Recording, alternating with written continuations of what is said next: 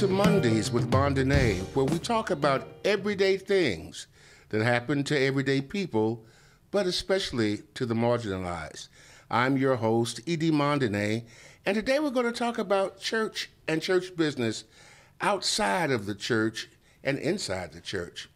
But before we get started, I want to know, do you know where your people are? Do you know where your family members are? This is usually a good time in the evening to check in and have a chat about what's going on in their world and in your world. Tonight, our focus will be on Poshine's Cafe de la Soul. And with me is its proprietor, E.D. Mondaine, and the general manager, John Tolbert. It's important to note that while the financial benefits of church businesses are significant, it's equally critical for churches to maintain their core focus on spiritual guidance, pastoral care, and community support. Balancing the commercial aspects of the businesses within the church primary mission is key to ensuring that financial initiatives align with the values and objectives of the ministry, and God gets blessed because we're doing our best to please Him. Churches enabling or starting businesses can indeed have significant benefits for the financial stability of the ministry and its congregants. Financial stability in the churches and sustainability is important because we usually rely on donations and contributions from the congregants to support our operations and ministries. However, financial stability can be challenging, especially during economic downturns or when there's a decline in donations like we've seen during COVID. Many churches never did open again. By starting businesses, churches create alternative sources of income that provide a more stable foundation that can help cover operational expenses, support church ministry, community outreach programs, and ensure the continuance of the ministry even during troubling times. By moving in the direction of job creation and economic impact, starting businesses can give a positive impact on the local community by creating job opportunities. Churches can contribute to the local economy by hiring employees for the community, from the community, therefore reducing unemployment rates and improving financial stability for individuals and families. Listen, we're going to talk about Poshine's de la Soul, a business that was created by the church, for the church, to the church, and to empower the church and its people. I remember when we started Poshine's, we started as Guy Girl Fridays, remember? Correct. And it was an initiative that was created through a need that one of the congregants had. We had services at that time at 11 o'clock a.m. and then 7 o'clock p.m. And in between there, it was feeding time for the children. So in order for it not to be so difficult on the parents, one lady came to me and said, "Pastor, why can't we feed kids in between? Why can't we have a family dinner in between services?" I said, "Oh, that sounds like a good idea," but it sounded like a whole bunch of work. So I said, "Why don't you go and make a plan and tell me what that looks like, and we'll go from there." Well, she did. She made a plan, and she came back, and she had it all detailed, broken down with budgets and how other parents would contribute and who had to do what, and et cetera. And she did that for a whole year. And I was so blown away. I said, "Look, who taught you how to do this?" She said, "It's just common sense." So we put that into action, and then it got me thinking. I said, if she was able to do that, why can't we pool together all these resources that are in the church that people aren't really working and they don't have jobs and et cetera. So we'll find people who have secretarial skills. We'll find people who have other interests and et cetera. So I think that we came away with about 4 things, wasn't it? The mail-in wrap service. That's right. A secretarial service, a florist, and then we started with Fridays, which was bentos and what else? Bentos and Rice. No, it was bentos. You know what bentos is? A Japanese box lunch with all your nutrients in that little box. And chicken bento had rice and vegetables and all that other kind of stuff. But then we did coffee drinks. We did espresso. That's right. And we did pastries. Rugulas was a big hit. Yeah. And there was another. We had something ginger. Sailor Jacks, remember? Oh, yeah. The Sailor Jacks was a big hit. Man, People would come for miles to get Sailor Jacks, I tell you. Yeah. But we started in that place, and then we kind of moved up. We were able to sustain some folks, and it did make some good money for a while for some people. But just like when those people kind of were able to get different jobs and move on, some of those services fell off because we didn't have other people to fulfill it. So we kept the piece that was a restaurant. And it's important to understand, like, restaurants, man, they close like 60 to 80% of restaurants close in the first 2 years that they're open. Isn't that right? Correct. And so we've been how long? Like 20 years. 20 years? It's been more than 20 years, hasn't it? No, 2003. Post Shines was born in 2003. Correct. But Fridays was born in 1998. Correct. Okay. So 1998 plus what is that? Almost 28, 30 years. Something like that. So we're 30 years old. So, I mean, you can't stop God from giving. Look, what is soul food, man? Soul food was created here in America. It was what black people did in order to celebrate different events, whether it be a funeral, whether it be a family reunion, or whether it be just getting family together to have a potluck. And through that opportunity came wonderful dishes: macaroni and cheese, red beans and rice, greens, and all type of wonderful food. But it was a time for us to get together and share our values, check in with one another, and just appreciate family. So it was a good time for food for the soul. That's what I'm talking about. Got you together. But the ingredients, the guy from Ghana and Kenya and from different places in the country, they brought their spices, and it was very important that they mixed these spices and mixed them into the food because it was sometimes not edible. Things like chitlins. Correct. Chitlins are what? It's the intestines of a pig. It's a pig intestines, and you have to, in order to eat that joker, you have to clean it real good. Yes, sir. And it stinks when you cook or when you're cleaning it, but it smells delicious when you're cooking it. If you didn't clean it right, it's gonna stink when it cooks. Yeah. But if you cleaned it right and got all that stuff out of it, it was delicious. What else? You mentioned macaroni and cheese and you mentioned candy yams. And greens and red beans and rice, black-eyed peas. Black-eyed peas. Yeah. And then you got pig feet and pigtails and pig snoot. Every year we have a chitlin festival. Is that right? Correct. And we do what? We celebrate that in January to reflect the culture of our slaves and ancestors as they went through the process of learning that they weren't getting what they called the high end of the hog. They were getting the lesser pieces of the hog. So that's where you get your snoot, your feet, and also your tail. And that was given to the slaves. Why, in the master's house, they had the ribs, the pork loin, the pork chop. So it gave us an opportunity to take something that was considered trash, if you will, and turn it into a delicacy. That's why the spices from Africa was so important, because they were usually, that's why people, especially black people, have learned to eat spicy food. Yes. Because it killed a lot of that bacteria, a lot of the germs, and et cetera.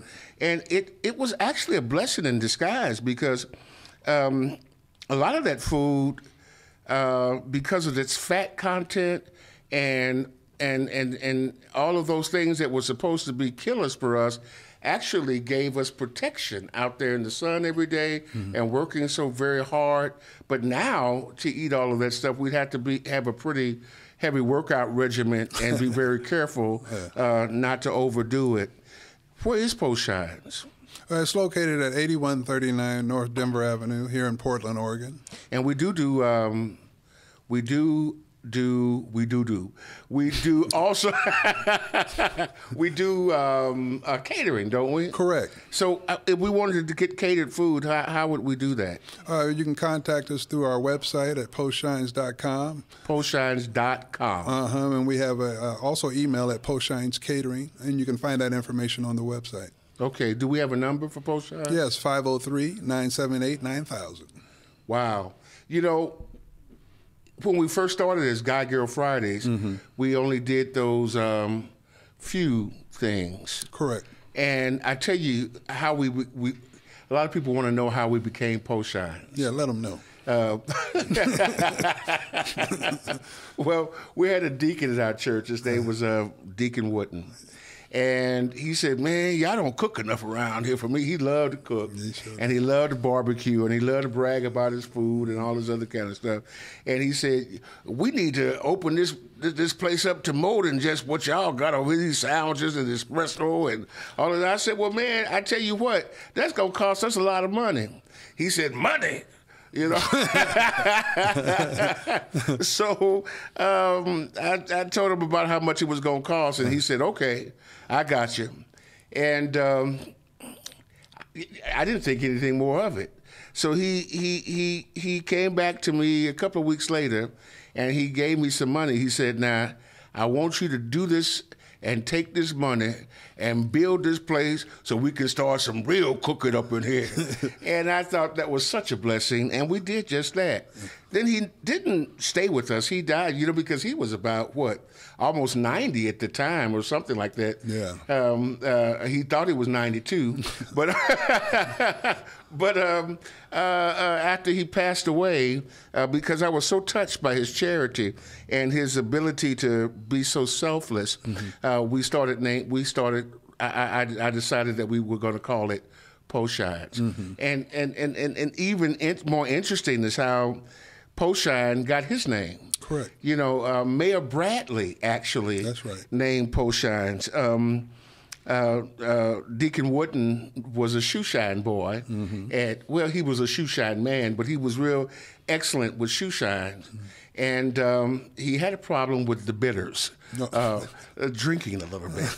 And he would take all the, Mayor Bradley at the time was the police commissioner. That's right. So he would take all of the policemen's shoes and shine them, and he did a good job on shining their shoes. And in the evening when the police commissioner would come to pick up his shoes, there was a problem with Postshine.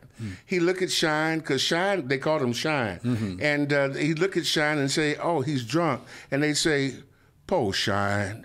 And so he'd pick up Postshine, take him home, and that's how he got the name Postshine.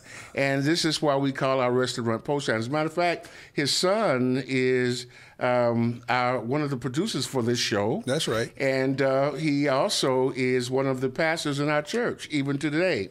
And I tell you what, we miss old Postshine. We sure do. Tell me about some of the customers' responses to Postshine and what we do over there.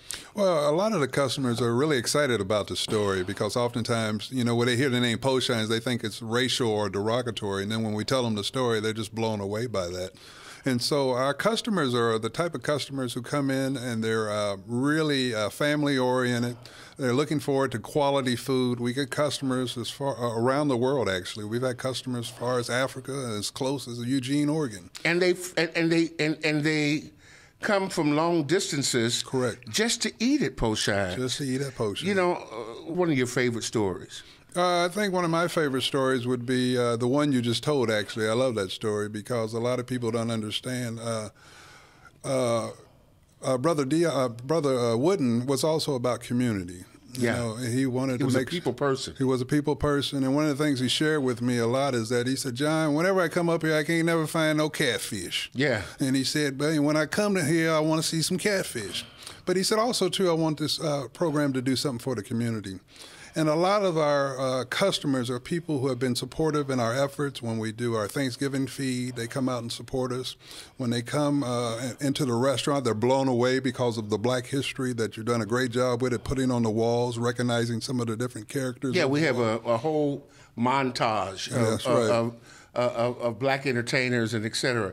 And celebrating Blackness doesn't mean that we don't want to recognize our other soulful brothers that happen to be of different races, but it's very difficult to find places where you can really celebrate Blackness as a people who have made great contributions to our country. So when you come in, we want to represent by saying, hey, we're Black and we're proud, and come and take a look at who we are and recognize our power. That's absolutely right. And we get a lot of compliments on that. A matter of fact, one gentleman came in and said, you know, you're one of the few Black businesses that have a Black consciousness. Because when we come in here, we feel that you're trying to celebrate Black people, its history, as well as the culture of the food. And then non-African Americans are appreciative of the fact that we are celebrating in that way, and they applaud us. So all you people who are Jewish and all you people who are white and all you people who are German and Latino and everybody else, we love you, and we and we want you to come and celebrate with us. What's your favorite food over at Pochon? What do people say their favorite thing is there? Catfish is amazingly probably our favorite item, and ever since Cecil put the blessing on it, we've sold more catfish to the day. It's probably one of our #1 selling items. Well, you know, I just had a lady here from Texas. Sister Carla is her name, and she came in the other night and she got some catfish. She said, man, I ain't had catfish like that since I was 10 years old. That's what I'm talking about. And then they ordered a huge order for a birthday party that they were having the next day, and I was just blown away by that. We also have pastries, don't we? Correct. My wife does a wonderful job with your sweet potato pies, strawberry cake, German chocolate cake, berry cobbler, and also we do a wonderful, we have a cheesecake now with a berry filling on it. You got to check that out. And so we do our pastries fresh. We try to do them from scratch, and they come out to be wonderful. You don't mean you just scratch them up? You just as you're scratching the bottom of the container. You mean it just don't come out? It just don't come out the box as you're eating it. Come on down to Pochon's. We're at 8139 North Denver, right at the corner of Kilpatrick in the historic Kenton district, and we're certainly glad to have you. What do you think? What didn't we talk about tonight? I think you covered everything. Pochon's is a exciting venue. It's wonderful. We have live music now. We're featuring bands on the patio, and we have private dining available. If you have somebody who you want to celebrate their birthday, you know, come on down and book us so we can be a part of that wonderful event. We have a private dining room. Yes, sir. And we have an open deck. Yes, sir. That's not a part of the restaurant. Correct. Well, we got a lot going on. As a matter of fact, we're in 2 locations. That's right. 3. Okay, 3. That's right. Okay. Oh yeah, we are. We just opened out a PIR, didn't we?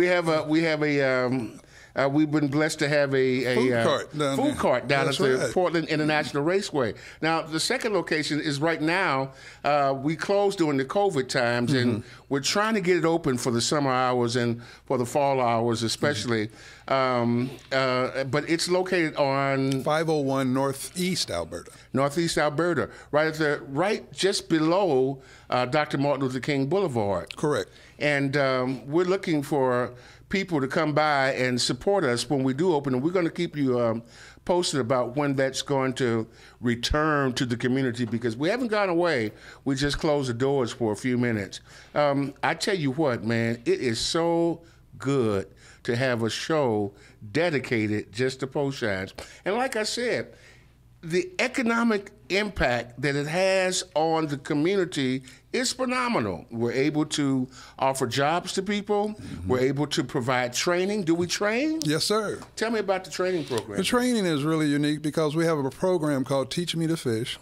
And, you know, if you teach a man, I forget the saying. But if you teach a man to fish, he'll eat forever. But you teach him, if you give a man a fish, he'll eat for a day. But if you teach him how to fish, he'll eat forever. Yeah. Something like that. And so the whole concept there is we want to train people in our culture of cooking our food so that that culture can last, so that people can understand that we're just not a passing through culture. You know, we want to remain, even after I'm gone and maybe you're gone, our young people can continue that. And so Teach Me to Fish is an opportunity to learn culinary training. And also we do concession sales, so they get an opportunity to work out in the field like at PIR. We do catering, and so they get a chance to work in different venues. And then we work, of course, in the regular restaurant. And so there they have a wide variety of skill sets they can learn and be a very, very impactful part of working in the community. You know, one of the things that I'm so stoked about is I was the first chef at Poshine. That's right. We used to call it Papa's Night Out. Grandpa's Cookings. Whatever it was. but it was always a line and it was always sold out. And I'm so happy that I don't have to be behind the stove anymore. I don't know, we might hire you. Bring it in the See? Listen, that's our time for this evening. And we want to thank you for watching tonight. If you like this video, please give us a thumb up and let us know what you think in the comments below. Please share this with your friends and neighbors so they can be inspired as well.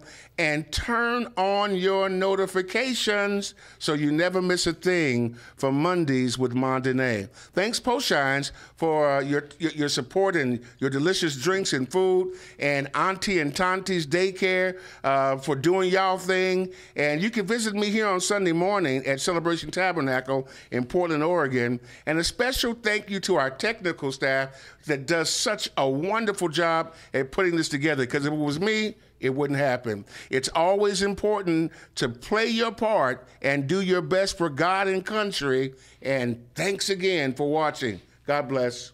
Hey, it's time for you to come to Poshine. Check out that catfish sandwich. Oh my goodness, is that the shrimp po' boy? Man, look at that chocolate chip cake. Man, I need to get over to Poshine's at 8139 North Denver right now, because this food looks delicious. Or call if you'd like, 503-978-9000. And don't miss it, you'll be sorry.